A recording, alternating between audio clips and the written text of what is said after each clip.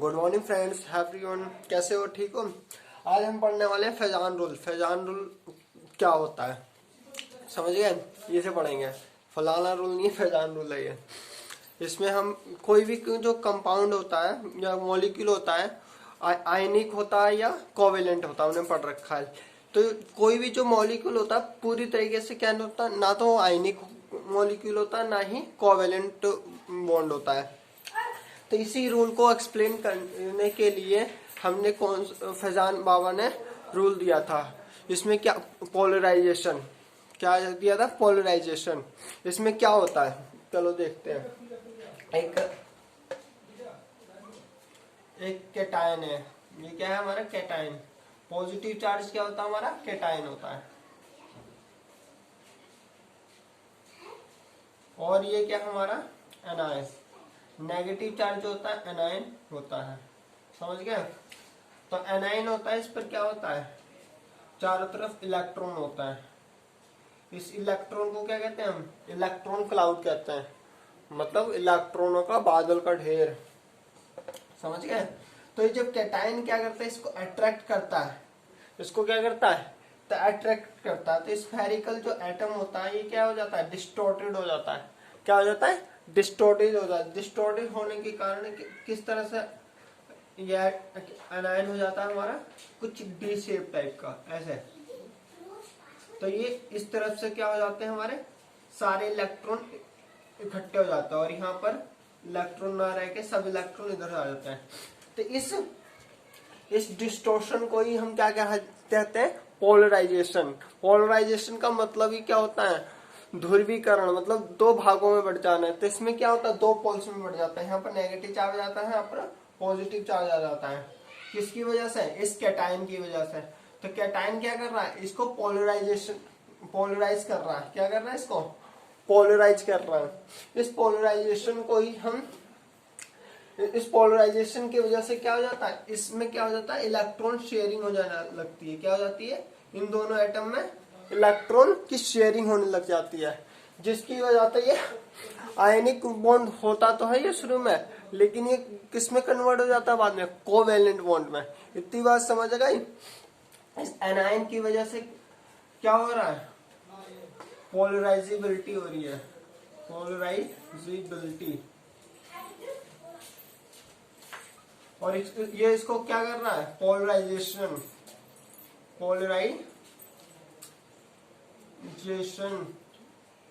Polarisation power.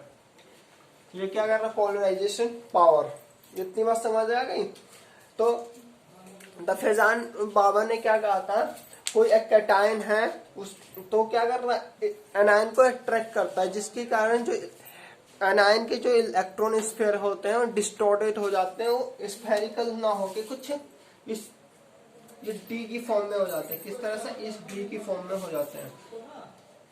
ये थोड़ा मैंने गलत सा बना दिया, इस तरह से। समझ आ गई इतनी बात? किसी को नोट करना हो तो प्लीज नोट कर लीजिए, फिर आगे चलते हैं।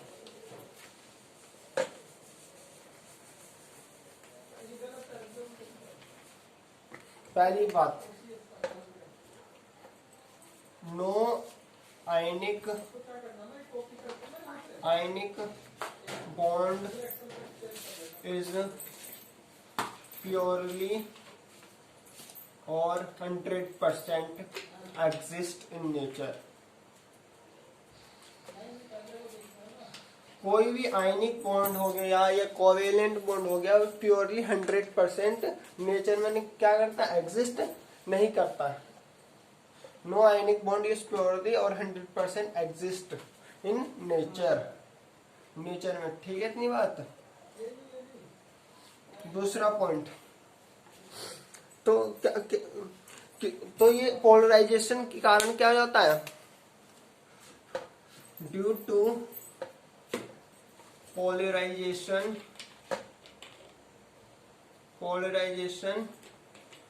Covalent character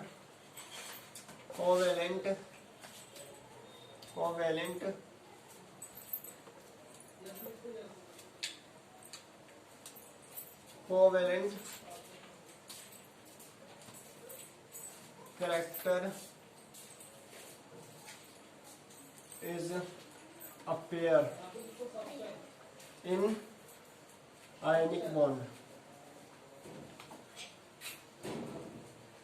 in ionic bond, कोई भी हमारे आयनिक बॉन्ड होते हैं प्योरली 100% एग्जिस्ट नहीं करते और पोलराइजेशन की वजह से covalent character is appear in ionic bond. तो आयनिक बॉन्ड में क्या आ जाता है, कोवेलेंट कैरेक्टर आ जाता है। आयनिक बॉन्ड कौन से होते हैं, आयनिक bond is formed due to oppositively charged ion or fully transfer of electron।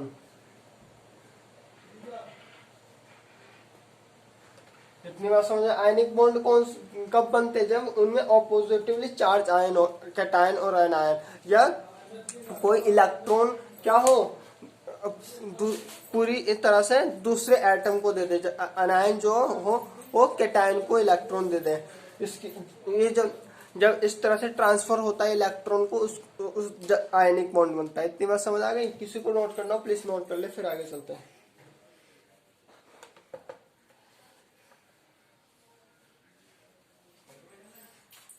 एक 5वां पॉइंट और, मोर पोलराइजेशन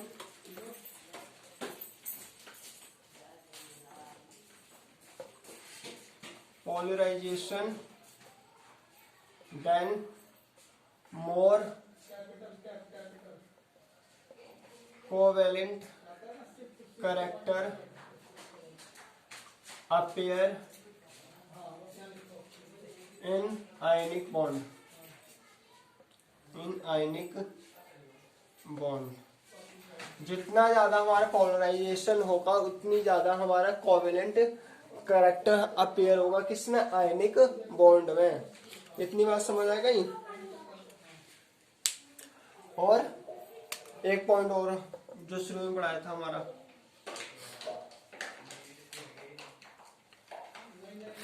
इलेक्ट्रॉन क्लाउड किस पर दिखाए थे मैंने, एनाइन पर। तो ये इलेक्ट्रॉन क्लाउड का डिस्टॉर्शन होना, इसको ही क्या कहते हैं, मैंने पोलराइजेशन में बताया था। Electron cloud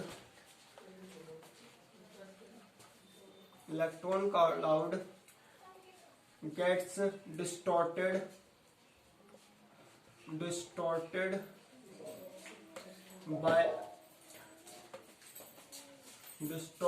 of anion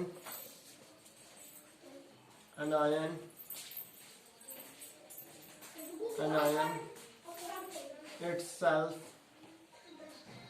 is called polarization। उसको ही हम पोलराइजेशन कहते हैं। इलेक्ट्रॉन क्लाउड का डिस्टॉर्शन होना एनायन में इटसेल्फ, उसको ही हम क्या कहते हैं, पोलराइजेशन।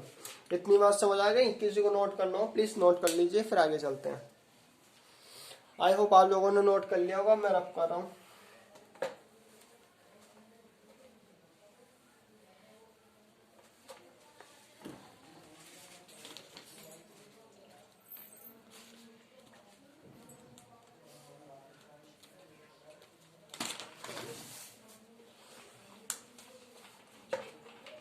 अब हमें पढ़ना है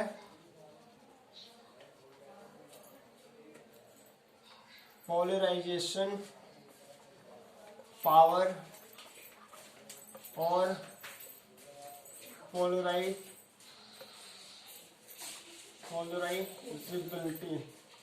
जो शुरू में मैंने आपको बताई थी। ये ओ है, याद रखना, ये ओ है। पोलराइजेशन पावर किसकी वजह से मैंने बताई थी, कैटायन की वजह से। किसकी वजह से, कैटायन की वजह से। पोलराइजेबिलिटी एनायन की वजह से। किसकी वजह से, एनायन की वजह से। The power of distortion of electron by cation is known as polarisation power. the tendency of cation to distorted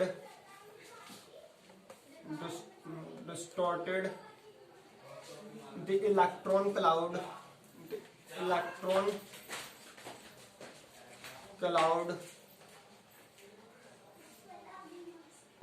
is called polarization power. Polarization power.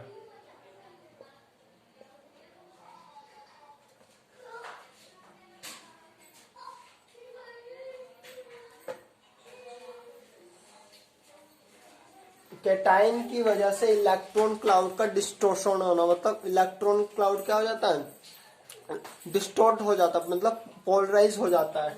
इसकी वजह से कैटायन की वजह से इलेक्ट्रॉन क्लाउड का ये जो इलेक्ट्रॉन क्लाउड है डिस्टोर्टेड हो जाता है। तो इसको ही हम क्या कहते हैं, पोलराइजेशन कहते हैं। किसकी वजह से होता है, कैटायन की वजह से होता है। और एक दूसरा point, the tendency of anion to distorted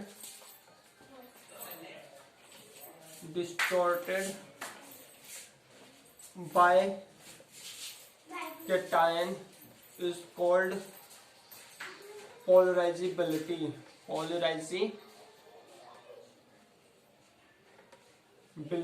उसे क्या कहते हैं, पोलराइजेबिलिटी। अब पहले तक कैटायन की वजह से हो रहा था हमारा डिस्टॉर्शन इलेक्ट्रॉन का, समझ गए। अब क्या होगा, जब कैटायन आएगा तो एनायन क्या होगा, उसको देख के क्या होगा, अट्रैक्ट होगा तो क्या होगा, खुद का डिस्टॉर्शन कर देगा।